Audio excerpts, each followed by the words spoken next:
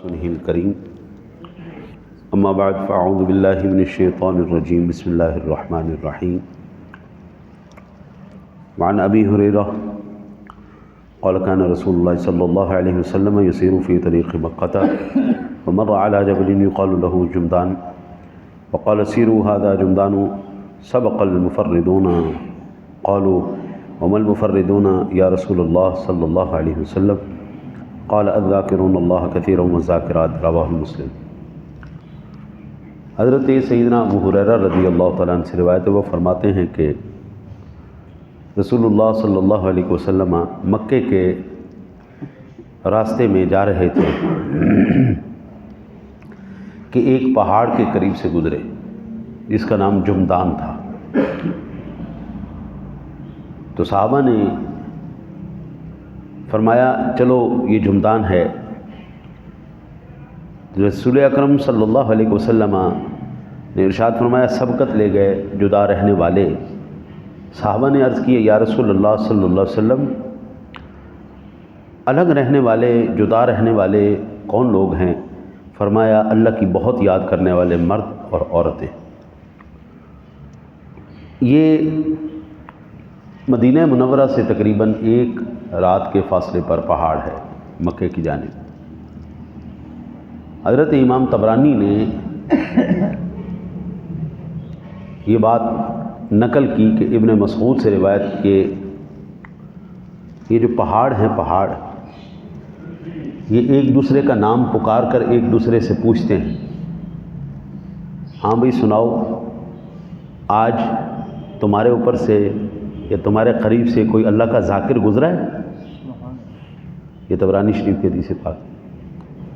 اگر کوئی پہاڑ کہتا ہے ہاں مجھ پر اللہ کا ایک ذاکر گزرا ہے تو کہتے ہیں مبارک ہو تجھے، بڑا خوش نصیب ہے تیرے اوپر سے کوئی اللہ کا ذاکر گزرا ہے، ذکر کرنے والا۔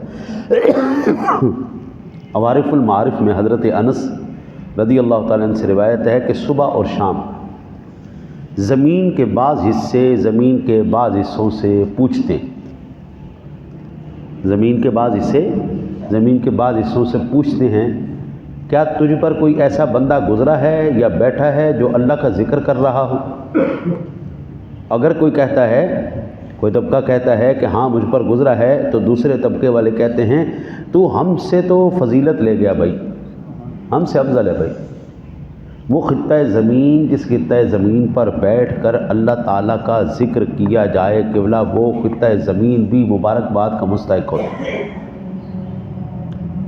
ہم نماز کے بعد لا الہ الا اللہ پڑھتے نہیں، لا الہ الا اللہ اللہ کا ذکر ہے، اور اس کی طاقت اور اس کی وہ فضیلت کیا ہے کہ اگر بندہ شامت اعمال کی وجہ سے جہنم میں جل بھن کے راکھ ہو جائے لیکن کلمے کا ذاکر ہو، ذکر کرنے والا ہو، تو اللہ تعالیٰ اس کو اس کلمے کی وجہ سے جہنم سے نکالیں گے، حوض کوثر کے چشمے میں اس کو غسل دیا جائے گا، اس کی ساری جلن، اس کا سارا عیب ختم کر کے نورانی بنا کر اللہ تعالیٰ اس کو جنت عطا فرمائے گا۔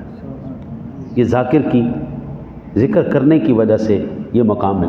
اب حضور نے جو ارشاد فرمایا چلو بھئی چلو جلدی کرو، یعنی یہاں پر اللہ کے بندو ذکر کرتے ہوئے جاؤ، کل قیامت والے دن یہ پہاڑ تمہارے ذکر کی اللہ کی بارگاہ میں گواہی دے گا۔ ہمارے بزرگ فرماتے ہیں اذان دینے والا جو ہے نا اونچی آواز والا ہونا چاہیے، مؤذن ہے نا ایسا رکھو جو اونچی آواز جس کی ہو، کیونکہ جہاں جہاں تک اللہ کا ذکر پہنچے گا کل قیامت والے دن وہ در و دیوار اس کے ایمان کی گواہی۔ باقی بھی فضیلتیں ہیں لیکن ایک فضیلت اس میں سے یہ بھی، مسجد میں آنے کے بعد نا جی ایک جگہ مقرر نہ کر لیا کریں کہ ادھر بیٹھنے تو ادھر ہی بیٹھنے، کبھی ادھر بیٹھے کبھی ادھر کبھی ادھر کبھی ادھر، کبھی پہلی صف کبھی دوسری صف، یہ جگہ بدل بدل کے اللہ کی بارگاہ میں سجدہ کرو۔ جہاں جہاں پر سجدہ کر کے تم کہو گے سبحان ربی الاعلیٰ، وہ جگہ تمہارے ایمان کی گواہی کل قیامت والے دن دے۔ اب خود اندازہ فرما لیجئے کہ ایک جگہ گواہی دے آپ کے ایمان کی، یہ زیادہ بہتر بات ہے، یا پھر مختلف جگہیں آپ کے ایمان کی گواہیاں دیں؟ جتنی گواہیاں زیادہ ہوں گی اتنی فضیلت اور مقام اللہ اور عطا فرمائے۔ مرقات شریف میں فرمایا کہ اللہ کا بہت ذکر کرنے والا وہ ہے جو کسی حال میں رب کو نہ بھولے، خلوص سے اس کی عبادت کرے، خلقت سے مستغنی رہے، فکر و شکر میں حریص ہو، خدا سے غافل کرے اس سے دور رہے، اللہ تعالیٰ کے ذکر میں ایسی لذت پائے جو کسی اور چیز میں نہ پائے۔ اللہ تعالیٰ ارشاد فرماتا ہے وَتَبَتَّلْ إِلَيْهِ تَبْتِيلًا، اور سب ٹوٹ کر اسی کے ہو کے رہو، بھئی سب سے ٹوٹ جاؤ، اللہ کے ہو جاؤ۔ ذکر، فکر، شکر، یہ تین ایسی چیزیں ہیں جس بندے میں آ جائیں وہ وقت کا ولی ہو جاتا ہے۔ ذکر، فکر، شکر، جس میں آ گئی سبحان اللہ۔ اللہ تعالیٰ جس بندے کو شکر کی نعمت عطا فرماتا ہے نا جی، اس کے پاس تھوڑا بھی ہو نا بہت زیادہ ہوتا ہے۔ میرے ایک دوست ہیں، ہمارے ساتھی ہیں، انہوں نے روزے رکھنا شروع کیے، 12 سال مسلسل روزے ہی رکھتے رہے، 12 سال سے مسلسل انہوں نے روزے رکھے۔ ہم حیران ہو گئے کہ یار یہ بندہ اتنی کثرت کے ساتھ روزے رکھتا ہے، رمضان شریف بھی، شوال بھی، زکوٰۃ بھی، ذی الحج بھی، محرم بھی، پورا سال روزے ہی، اگلے سال پھر روزے، پھر روزے، پھر روزے، 12 سال مسلسل رکھے۔ تو ہم نے اس سے پوچھا یار تیرے لیے مشکل نہیں ہوتی، پریشانی نہیں ہوتی؟ کہتا ہے اللہ کا ذکر، اس کا فکر ہمیں پریشان ہونے ہی نہیں دیتا۔ جب راضی جو اللہ کو کرنا ہے تو پھر ہوں ہاں کیا، پھر نخرہ کیا، پھر تکلیف کیا، پھر تکلیف کیا، راضی جو کر۔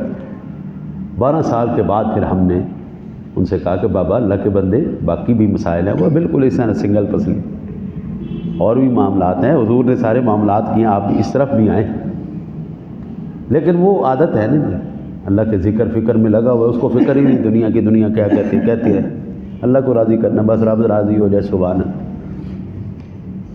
اللہ وحدہ لا شریک ایسے بندے کو اپنے قرب خاص میں یاد فرماتا ہے۔ ہم نے جتنا رب کے ساتھ یاری لگائی، رب سونا پھر اتنی یاری اس کے ساتھ لگا۔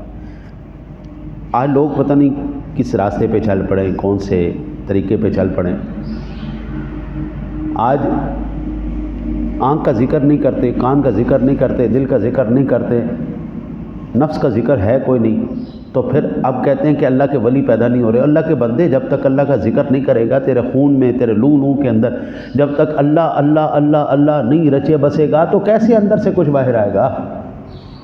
ہاں جی، وہ کیا کہتے ہیں، الف اللہ چمبے دی بوٹی مرشد من میں چلائی ہوں، ہاں جی، نفی اسواد دا پانی ملیا، نفی اسواد لا الہ الا اللہ، لا الہ الا اللہ، لا الہ بھی اور الا اللہ بھی، نفی اسواد دا پانی ملے ہر رگے ہر جائے، ہاں جی۔ جب تک آپ بابا ایک ایک رگ ریشے میں اللہ کا ذکر نہیں کرو گے، کل اس کی بارگاہ میں کیسے آپ کھڑے ہو سکتے ہیں کہ مالک اتنی تو نے نعمت عطا فرمائی تھی، ہم نے کیا کیا اس کے بدلے؟ دعا کرو اللہ تعالیٰ آپ کو بھی مجھے بھی خلوص نیت کے ساتھ یہ 3 چیزیں عطا فرما دے، فکر، صبر، شکر۔ فکر بھی عطا فرمائے، جاہلوں والی موت نہ دے، صبر بھی عطا فرمائے، جو مل جائے سبحان اللہ مالک تیرا کرم، اور شکر بھی عطا فرمائے کہ جو نعمتیں عطا فرمائی ہیں میں اس کا شکریہ ادا کر سکوں۔ اللہ سے دعا اللہ پورے عمل کی توفیق